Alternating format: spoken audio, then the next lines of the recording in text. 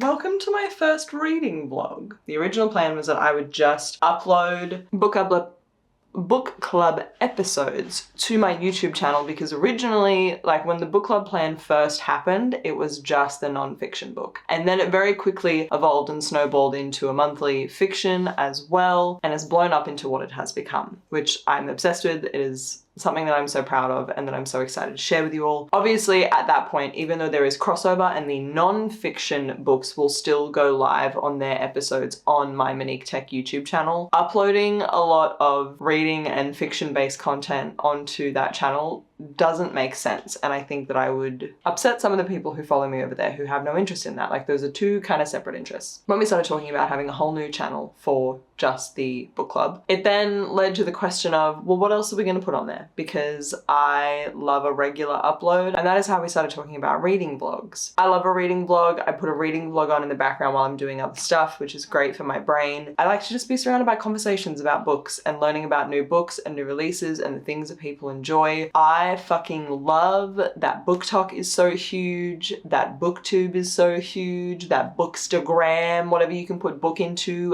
whatever social media platform is, because there are so many books, and if you are an avid reader, you don't want to waste your time on books that you aren't gonna like. So being able to find creators who have similar book styles to you is a really great way for you to find other books that you like. I read a shitload of books. There are so many books that I read in a year. There are so many books that B reads in a year, and not all of them can make it into the book club reads, and not all of them should make it for various reasons. They may not be appropriate for everyone. It may be too niche of an interest. It may just be a garbage smooth brain romance read, which is where I've been at lately. I've been reading smooth brain romance. I've been going like big, thick fantasy, lots of world building, smooth brain romance. Big, thick fantasy, lots of world building, smooth romance. Just to like appease the little goblins and rats in my brain. Having the reading vlogs is a way for us to talk about a shitload more books with you guys. If we find a book through this process that we both really, really love, or that you guys really want to see, then we can do it for a month for book club, which is cool. These vlogs are going to be all over the place for different events or locations. The reality of how I read so much is that I read every single opportunity I get. I read a couple of minutes in the morning, I read on the train, I read walking to work, I read during my work breaks, I read between queues at work. I get in little tiny bits of the book every single day, every possible chance that I can, and that is how I end up reading. That means that I am on trains, I am on buses, I am walking random places, I am in the weirdest places reading and trying to just get in a little bit more of the story, because reading brings me so much joy. And I think for a lot of people, especially shift workers, parents, nurses, like people who work in very demanding or have very demanding lifestyles, the goblin chaos reading energy is far more accessible to us, and that's what this space is for. Today though, I am going to be treating myself to a little soft girl, cozy space, dedicated reading time, because it is the holidays right now when I'm filming this. I'm not reading anything Christmas related. Christmas isn't really one of my favorite holidays. Christmas is a bit overwhelming for me. I love Christmas Day with my family, but all the pre-Christmas, I'm not like balls to the wall for it like everybody else is. I'm just using the excuse of the fact that I actually have some days off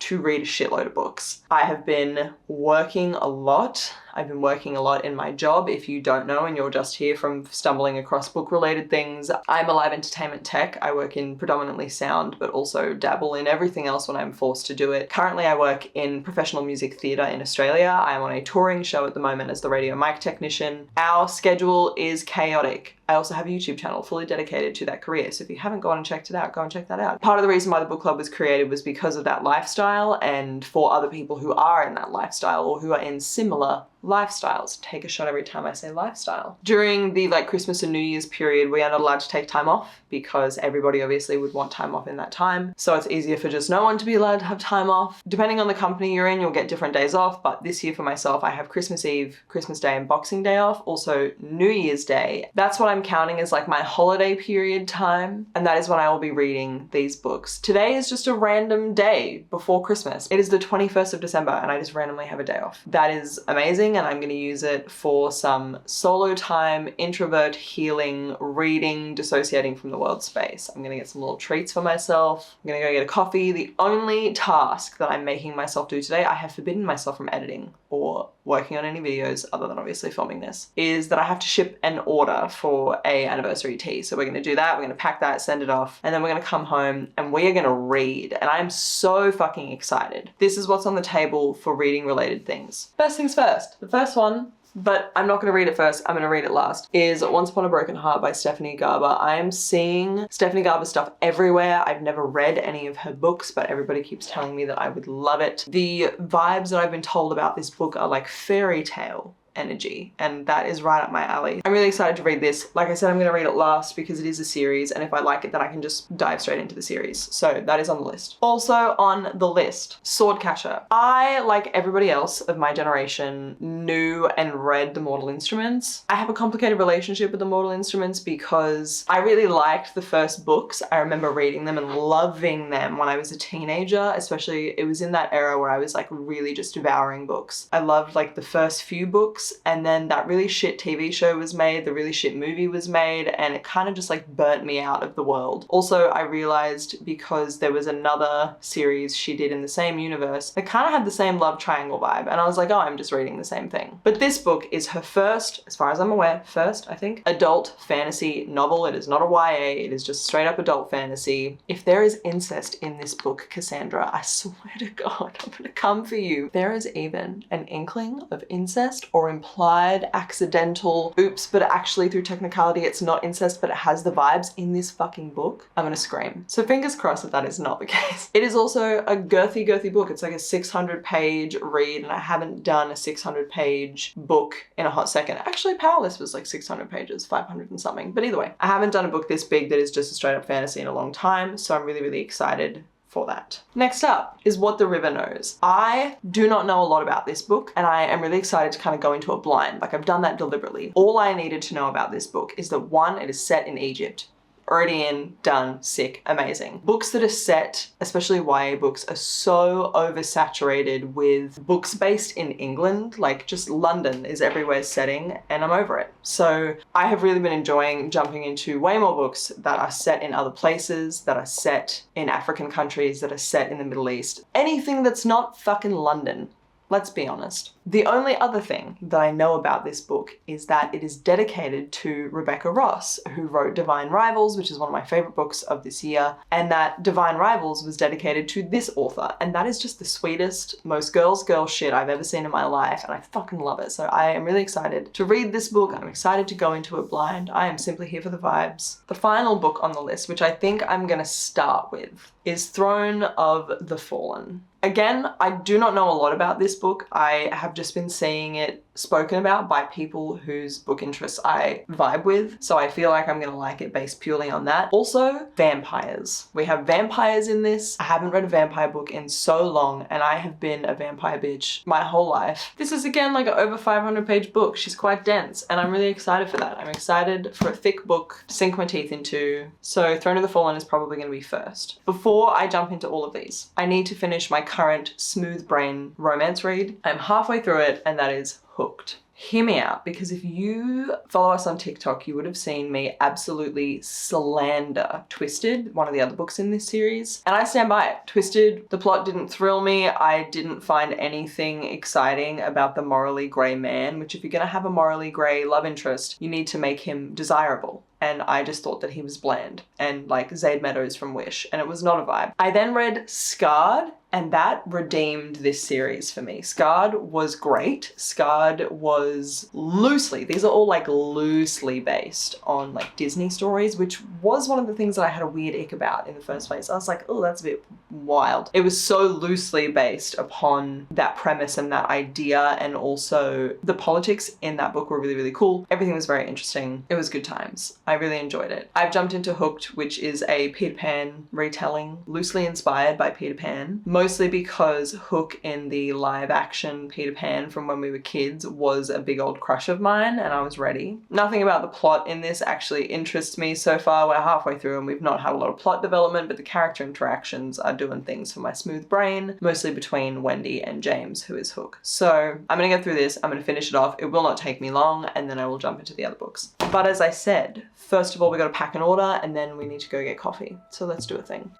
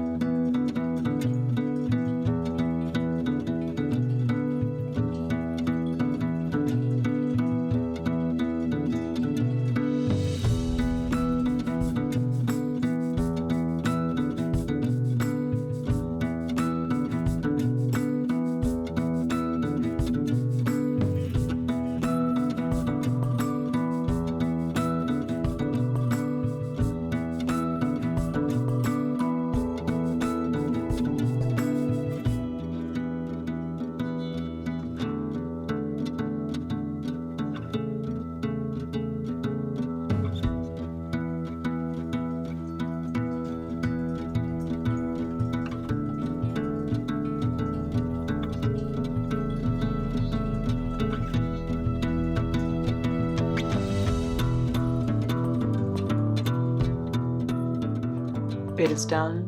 I enjoyed it. It was garbage, but I enjoyed it. I saw the betrayer in this. I was like, oh, everyone in this story is cooked and he for some reason is just nice. No, not to be trusted. I still enjoyed Scarred more, but my smooth brain was just like la la la la la reading this.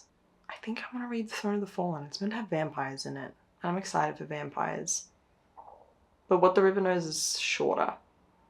I should read the vampire one. I'm gonna read the vampire one. I'm gonna read the vampire one. The vampire one it is.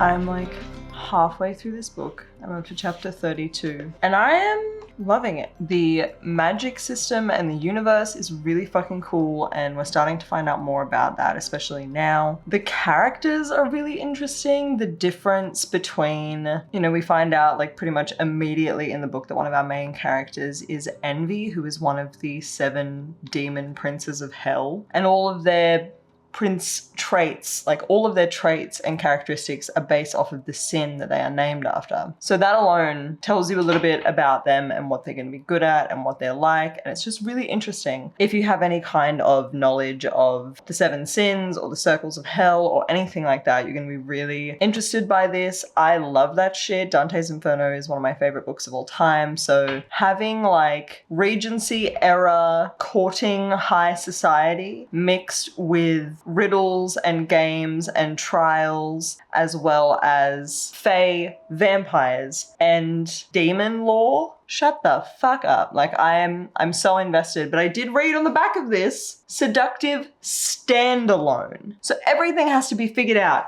in the rest of this, and I don't know if I'm ready for that. I don't know if I'm about to have my biggest heartbreak in the final days of this year, but I guess I'm gonna find out. I have done nothing but read all day, and it has been delightful. Oh my God. It's like 10 p.m. now. It has been a dreary, miserable day outside, which has been great for me, and I've loved every second of it. I work nighttime/evening work, so being up late isn't really an issue for me. I'm probably gonna be up for like a few more hours reading. I don't have work tomorrow until the afternoon, so I'm just gonna be lapping it up. I really think I could finish this. Maybe tonight, maybe before work tomorrow.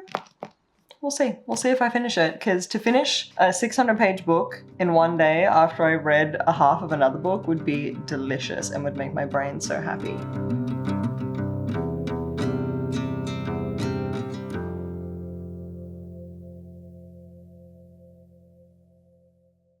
Good morning, my fellow little reading goblins. Part of the reason why I thought I wouldn't start this on that day off was because now I've got to go to work. I need to go pick up a package. I need to go pick up a camera lens that just came in, which is really exciting. I'm going to work out on my way to work, and then I'm also going to work to do maintenance. And then I'll do the preset for the show, and then I get like an hour break. And in that time, oh boy, I will be reading this book. Okay, let me talk about it, because I'm 377 pages in. This is how much I've got left. And holy shit, I am eating it up. The tension and the blah blah blah between the two main characters is delicious. But on top of that, we've also just straight up got a really, really cool fantasy world. The fact that they are going on this quest, essentially, which I haven't read a book where they go on a fucking adventure to sort out a thing in forever. We've been to almost every part of this universe, multiple different realms, met all these different creatures and species and different kinds of beings. We've met fae, we've met vampires, we've met humans, we've met demons, we're meeting cursed objects, we're meeting gods and goddesses. It's just so rich and complex, but it doesn't feel like that. It feels like I'm being spoon-fed how easy it is for me to take all of this in, but it's not. Like, it's not being spoon-fed to me. It's just delicious and it all makes sense and I love it. I've never read a book by this author before, and I think I'm gonna have to look into some more to see if she's got any others, because I'm just eating it up. If you can spoon-feed my tiny little goblin brain world building so that it doesn't feel overwhelming, you've done the Lord's work. I really enjoy world building that is done through character interaction, and that is what we're getting in this bad boy. That is what we are getting. We are getting the protagonist meeting all these people in these worlds that she's never seen or been to or whatever, and then finding out information about them through that, which means that we also learn it, which I fucking love. But also, there are secrets. There are secrets. There are things that are yet to be uncovered. There are so many things. And also, the slow burn is burning, but it's not really a slow burn, but it's a slow burn. I am honestly sad for it to end. And then I also read that thing on the back last night that said it's a standalone, and I was like, oh, so you hate me, Kerry. I see.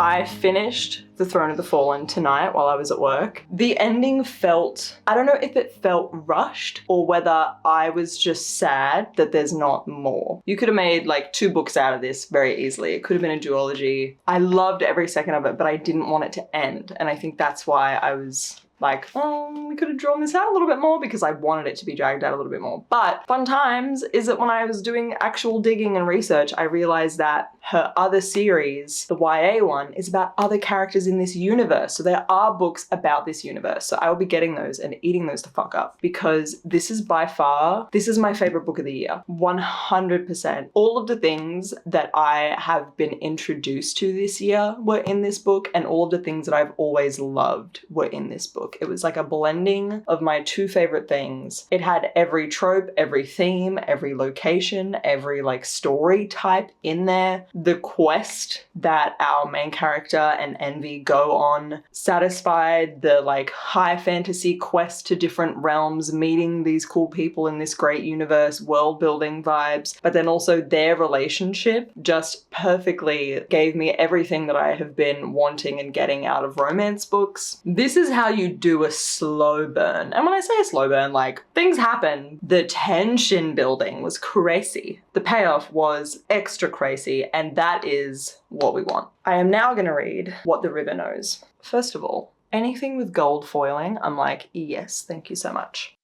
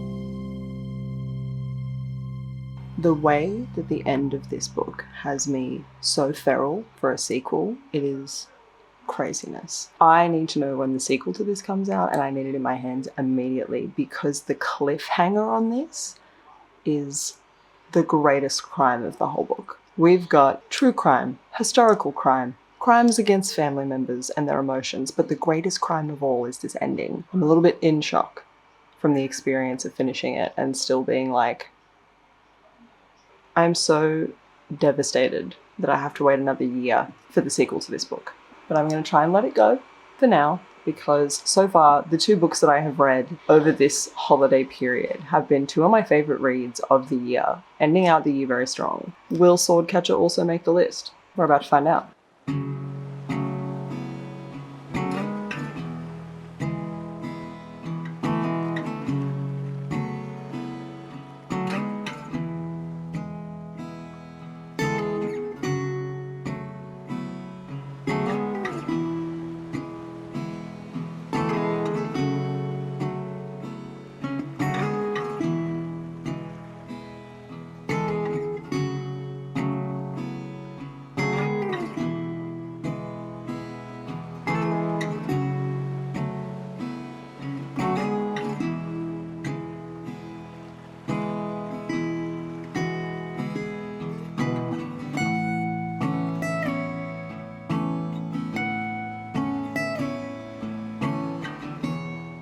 my god, it's hot as hell. I really thought that I would be able to film a whole bunch of reading while I was at my family's place for Christmas. I don't know who I thought I was. First of all, Christmas is chaos. Christmas is a mix of child energy and adults napping and food and just so many things. I managed to get a bit of reading done, but I definitely didn't get as much as I thought I would get done. And I was also trying to spend time with my family still. On Christmas Eve, which is when we last spoke, I think. It's currently Boxing Day. I finished What the River Knows, and holy ever living shit. The cliffhanger of this book kicked me in my soul. I am so devastated that the sequel doesn't come out until November next year. Loved it, amazing. The vibes were so correct. The characters were really interesting. This kind of challenged me a little bit because I am impatient. I am an impatient reader, and I think part of that is because I am such a fast reader. Knowing from the start that what happened to Inez's parents was like the main mystery of the book really frustrated me the whole time because I wanted it to be solved immediately instead of throughout the book. All of the interesting historical facts about archaeological digs and things that they find and who has a say in what happens to them and the tourist underground trade of artifacts and things like that. So fucking interesting. There are characters in this book who are real people from real life. And the end.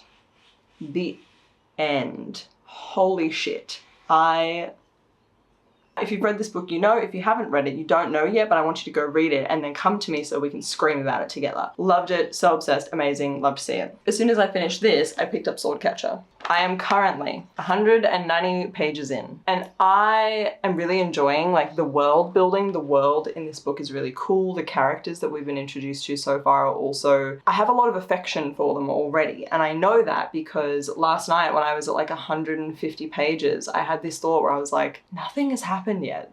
Like nothing has happened yet in the book. There has been like, we've been introduced to two characters who we get a POV from, Kel and Lynn. They live in the same city, but they live very different kind of lives, and I'm expecting some kind of crossover between the two of them. But we've learnt about their individual struggles as people. Kel is, which none of this is spoilers yet because I have no fucking clue what's going on. Kel is the sword catcher, who is the person who is picked to pretend to be the king or the prince. The sword catcher is somebody who is raised and taught beside the actual prince, in this case Prince Connor, and he was picked from an orphanage for looking somewhat like him so that they can then use like a small bit of magic to make him look a lot more like him when he has to go into positions where he is pretending to be him for his safety. For example, early on in this, they go to do a speech and they catch somebody in the crowd who had a weapon. And so they put Kel in to do the speech, and the whole public and world thought that it was the prince. Other than that, they literally are never apart. They never leave each other's side. Kel is an orphan, so he has no idea where exactly he's even from. He doesn't know what his heritage is. He's just assumed the heritage that the queen has, which is why he was picked, because he looked like the people that the queen came from. But he doesn't really have an identity. He's just being the prince, and the prince is kind of like his only true friend and family member. When he's not pretending to be the prince, he is a cousin who is like there being raised with him. So he's got his own challenges within his own world. But then we follow Lynn as well so far. Lynn is an Ashkari. Hope I'm pronouncing that the way that it was intended to be pronounced. She's an Ashkari person. Their people have access to magic that the rest of the world, the universe in this book, do not have still, and they use it to perform healing basically on people. Like they become physicians, and even though they are incredibly useful to people within the cities that they're living in, they are treated like absolute garbage. Like they live in their own sectioned off part of the community where they are not allowed out after dark. They're heavily segregated from other people, and even though the other people use them for their own health, they still severely look down upon them. As well as this, she is the first Ashkari woman in ages and ages and ages to actually study to become a healer. All of the rest of them have been men. Sorry, the Ashkar people, and she is an Ashkari.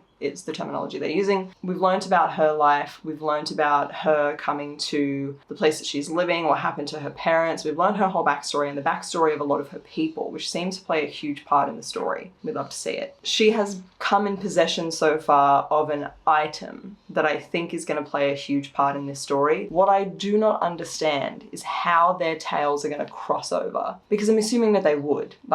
That's my assumption. Like I said, the characters in this book have to be pretty good and pretty endearing, and also I think the history of the world and the way that these two characters live is incredibly interesting, because I'm this far in and shit's only just started to happen. Like, it doesn't look like a lot visually, but almost 200 pages out of a 600-page book. You get what I'm saying? Now that I'm home and it is Boxing Day and I'm still technically on holidays, I'm going to do the couple of tasks I have to do. I have to do some laundry, I have to do some meal prep for work for the rest of the week until New Year's. I'm going to do that, and I'm in between that and after that going to just sit down and read the way that I have wanted to, because I have read 200 pages so far yesterday while like struggling to use my brain cells around so many noises and so much excitement and Christmas and all the things. So I'm going to keep reading. I'm going to take you with me while I read, of course. And I'm interested to see how much of this I can actually get done today, because like I said, I'm a pretty fast reader, but I don't know if I will be able to finish this today, considering it is currently 3 p.m. when I'm filming this.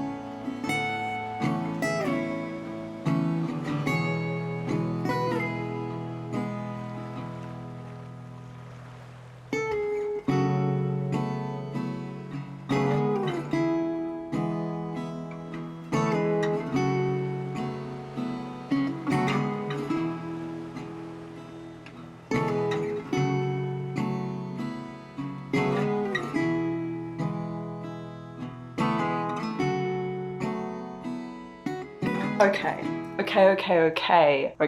I am 488 pages into this 600 and I think it's like 4 or 5 page book, and we finally have some romance happening. This is definitely not a romantasy situation. This is a straight up fantasy. Like, we've literally been to a brothel, and this is the first time that there's like romance and sexiness. Not a lot of sexiness, but there is like a tension, which we love. And I think that's great. That's not the books that I have been reading lately. I've been reading straight up smooth brain smut in between like romantasy, but not everybody wants all the characters in their books to be horny and down. Sometimes they just want a good plot, little bits of character building relationship situations. And that's what we've got going on here. I'm really interested to see what this end bit is. I feel like it's gonna end on a cliffhanger. Like, I feel like it's gonna be a crazy cliffhanger, because all of these little bits of like a much larger plot have been dropped. Like, when I'm actually looking back on the book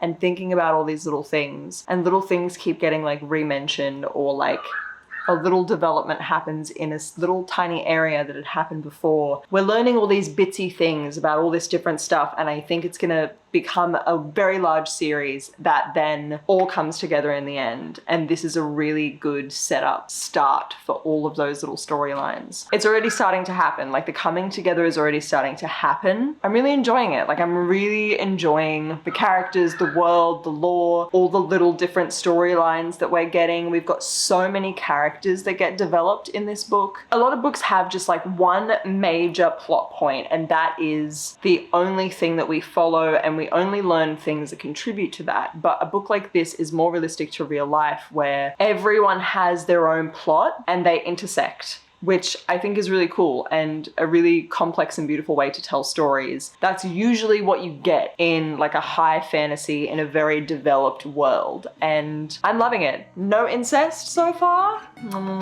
We love to see it. If Mariam dies, I'm going to kick off. I know she will at some point, but I'm gonna kick off.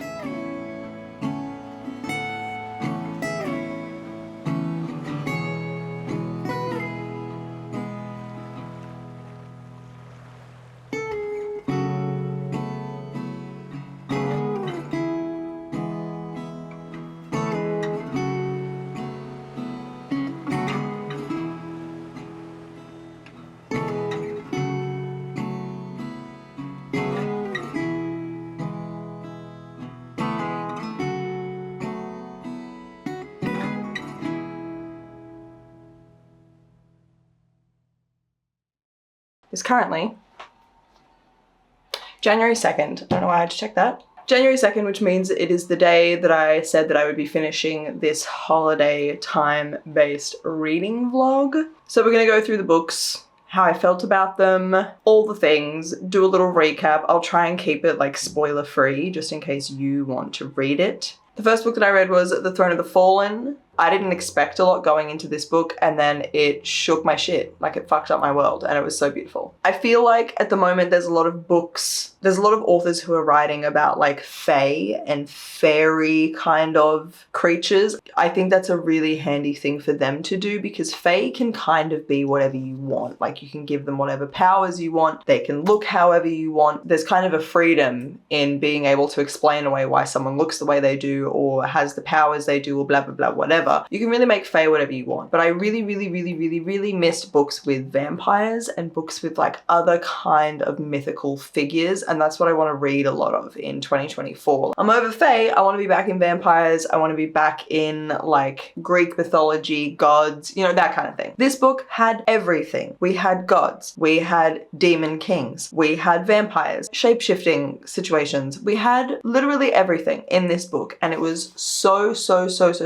good. I loved it so much. Everyone's gateway into fantasy is some kind of series where there's like a quest or a thing to go and look out for. Think Lord of the Rings vibes. We have this goal in mind and we have to go on this big quest to achieve the goal or to find the thing or that kind of thing. This had that. We visited so many different places in different realms, in different parts of this universe throughout this book. I felt like I knew enough about all of the characters that we were introduced to, no matter how long they were in the book, to feel attached to them in some way or to have some kind of feeling for them, which I think is very quest fantasy vibes anyway. Like, you meet a character who helps you with a portion of the quest and then you move on, and that kind of happens over and over again. There are so many different things in this book that could have been their own book, but instead we got this massive epic adventure with two characters that I really loved. Very quick spoiler, if you're going to give me a slow burn romance, it better pay off with a multiple chapter sex scene.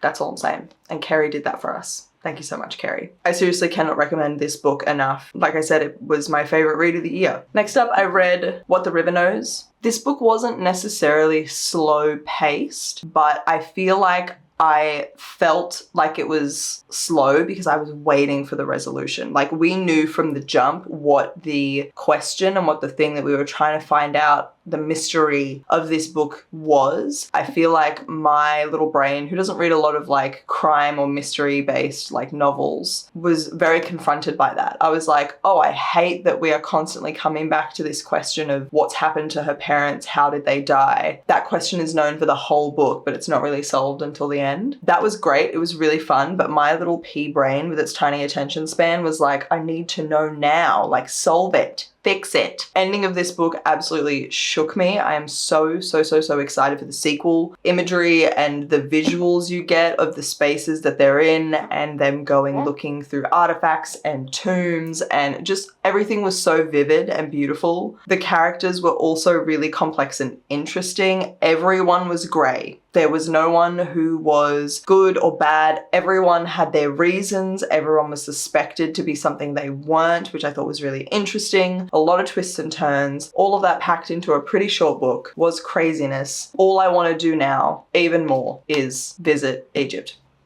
because of this book. The magic system in this also was super interesting. I really like sometimes reading books that have a casual magic system, like one that is not like there's a whole other universe, but ones that are like small bits of magic exist in our ordinary world and it feels tangible and like it could be real. Like I love that. So that was what this book was. The next book that I read was The Swordcatcher by Cassandra Clare. Not even one bit of incest.